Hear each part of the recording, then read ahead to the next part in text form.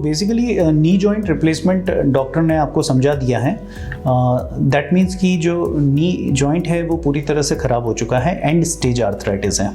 And stage arthritis का मतलब होता है कि जैसे हमारा घुटना नॉर्मली इस प्रकार का होता है, अंदर एक स्मूथ कार्टिलेज होता है, इस तरह से गद्दी होती है, मेनिस्कस होता है, लिगामेंट होते हैं, ये सब धीरे धीरे ख़राब हो गए हैं और घिसने लग गए हैं। तो सपोज़ ये नी जॉइंट है हमारा, तो ये धीरे धीरे इस प्रकार से ख़राब होने लगता है और ये इस प्रकार से पूरी तरह से डैमेज हो चुका है।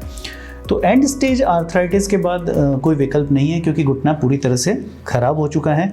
इसमें किसी प्रकार के इंजेक्शंस, किसी प्रकार की दवाएं, स्टेम सेल्स, पीआरपी, जो भी ओजोन, अनेक प्रकार की थेरेपीज़ के बारे में आप सुनते हैं, दूरबीन वाले ऑपरेशंस, वो अब काम नहीं करेंगे और उनकी सरफेसेस डैमेज हो चुकी है, जिनको हमें ऑपरेशन के द्वारा ही चेंज करना पड़ेगा, जिसको हम नी रिप्लेसमेंट कहते हैं।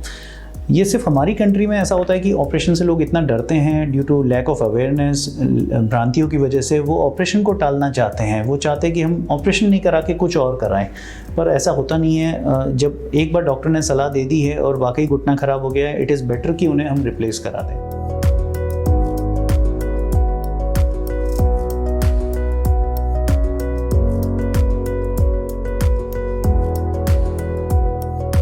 एक्चुअली नी रिप्लेसमेंट के बाद थोड़ा पेन होता है ऑपरेशन के बाद, लेकिन हम हमारे हॉस्पिटल में, सुधा हॉस्पिटल में, advance pain relief techniques use करते हैं। ऑपरेशन के दौरान भी, ऑपरेशन से पहले से हमारा ये प्रोसेस शुरू हो जाता है कि ये इस प्रक्रिया को जितना हो सके पेनलेस बनाया जाए।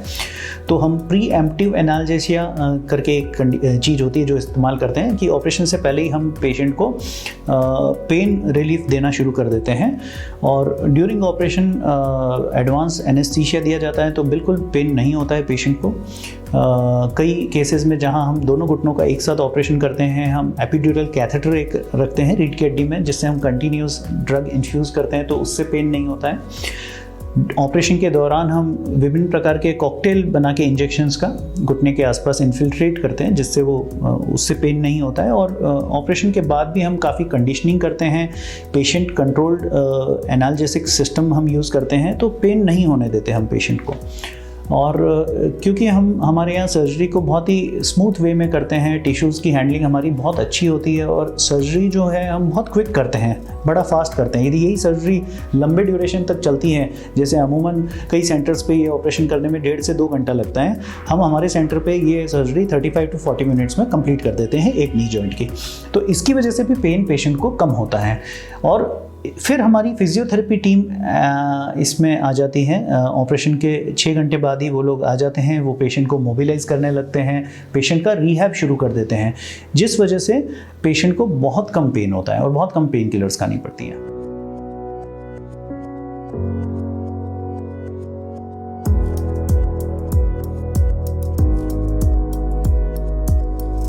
तो सबसे कॉमन क्वेश्चन जो मुझसे पेशेंट्स पूछते हैं कि कहीं ये ऑपरेशन के बाद हमारी हालत और ख़राब तो नहीं हो जाएगी, और ये डर उनके मन में काफ़ी होता है।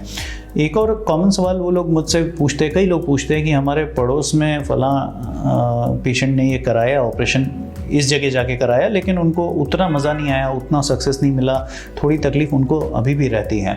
तो इस तरह के केसेस भी काफ़ी सारे सोसाइटी में रहते हैं जो पूरी तरह से संतुष्ट नहीं होते हैं। तो ये सब वजहों से, और ऑपरेशन का जो इनहेरेंट डर हमारे देश में लोगों में होता है, तो इस वजह से ये ऑपरेशन को लोग अवॉइड करते हैं, कराते नहीं हैं। ठीक है, मेरा ये मानना है कि एक तो हमारे यहाँ ये ऑपरेशन बहुत देरी से कराया जाता है। पेशेंट्स ऑन एन एवरेज, उन्हें जब ज़रूरत होती है तब वो ये ऑपरेशन टाल देते हैं। जैसे उन्हें जब पहली बार ऑपरेशन समझाया होता है उस समय उसे नहीं कराते हैं और उसे बहुत लेट स्टेज में कराते हैं, जब बहुत ज़्यादा खराबी बढ़ चुकी होती है। घुटनों के साथ साथ आसपास के मसल्स हैं, उनकी जो नसें हैं, वो सब भी ख़राब हो चुकी होती हैं। काफ़ी हद तक उनके रीढ़ की हड्डी में उसका इफ़ेक्ट आ चुका होता है, जिसकी वजह से भी उनको स्पाइनल कैनाल स्टेनोसिस हो जाती है, रीढ़ की हड्डी से नसें दबने लगती हैं। तो बेसिकली खराबी बहुत ज़्यादा बढ़ जाती है। फिर वो ऑपरेशन कराते हैं तो फिर उन्हें जो सक्सेस चाहिए होती है वो नहीं मिलती है। तो यदि ये ऑपरेशन बहुत टाइम पे कराया जाए, सही समय पे, जैसे ही डॉक्टर ने आपको एडवाइस किया है तब आप करा दो, तो इसके रिजल्ट्स बहुत अच्छे मिलते हैं।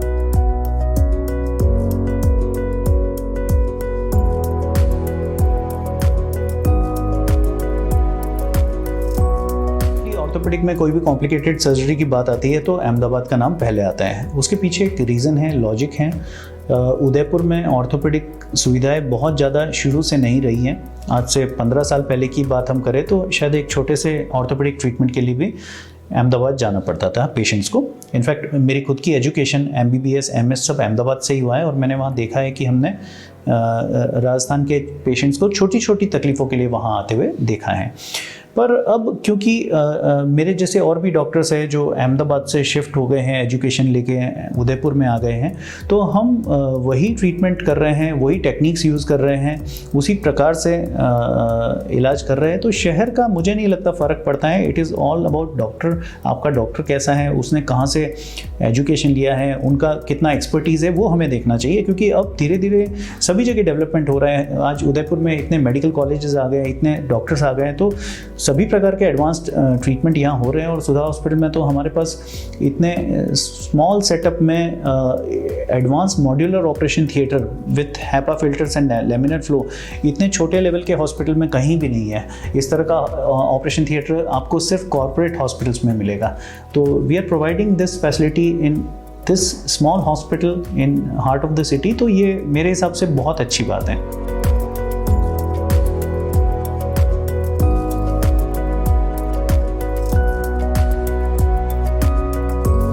तो हाँ, ये ऑपरेशन थोड़ा कॉस्टली होता है। इनफैक्ट कॉस्टली होता था शायद आज से कुछ साल पहले, 6-7 साल पहले ये एक अमीरों का ऑपरेशन होता था, लग्जरी होता था। ये ऐसी चीज़ नहीं थी कि जो एक आम आदमी, एक मिडिल क्लास आदमी या एक पुअर पर्सन यदि उसके घुटने ख़राब हो गए तो वो सोच सकता था। द रीज़न इज़ कि ये सिर्फ बड़े शहरों में होता था। बड़े शहरों में आज भी ये ऑपरेशन का पैकेज 2 से 3 लाख रुपए पर नी जॉइंट होता है। लेकिन जैसे ही ये ऑपरेशन छोटे शहरों में शिफ्ट हुआ, ये सर्जरी उससे काफ़ी कम कीमत में होने लग जाती है। सेकेंडली, इम्प्लांट्स की कीमत गवर्नमेंट ने प्राइस कंट्रोल कर दिया है। रिसेंटली पिछले 3 साल पहले जो इम्प्लांट्स हैं इनकी प्राइस में कैपिंग हो गई है, तो ये इम्प्लांट्स की कीमतें भी कम हुई है। इम्प्लांट्स फिर भी महंगे हैं क्योंकि ये अभी भी इम्पोर्टेड इम्प्लांट्स होते हैं, इंडिया में अभी मैन्युफैक्चर नहीं होते हैं। एक दिन यदि made in India, make in India शुरू होता है और ये इम्प्लांट्स इंडिया में बनेंगे तो शायद इनकी कीमतें और कम हो सकती हैं। लेकिन अभी हाल फिलहाल उच्च गुणवत्ता वाले इम्प्लांट्स अभी भी इम्पोर्टेड कंपनियों के ही उपलब्ध हैं। हमारे यहाँ हॉस्पिटल को हमने एम्पैनल कर रखा है RGHS में। सभी जितनी भी इंश्योरेंस कंपनीज हैं उनके पैनल में हम लोग हैं। तो RGHS में काफ़ी कॉम्पिटिटिव पैकेजेस गवर्नमेंट ने दे रखे हैं और जो स्टेट गवर्नमेंट एम्प्लॉयज़ हैं और पेंशनर्स हैं उनको सीधा सीधा कैशलेस भुगतान हो जाता है हॉस्पिटल का उनके ऑपरेशन के लिए। तो उनको एक भी पैसा खर्च नहीं करना पड़ता है, वो बड़ी आराम से यहाँ पे आके ये ऑपरेशन करा सकते हैं। तो it is no longer a luxury operation, it is a very much एक ऐसा ऑपरेशन है जो एक आम आदमी करा सकता है।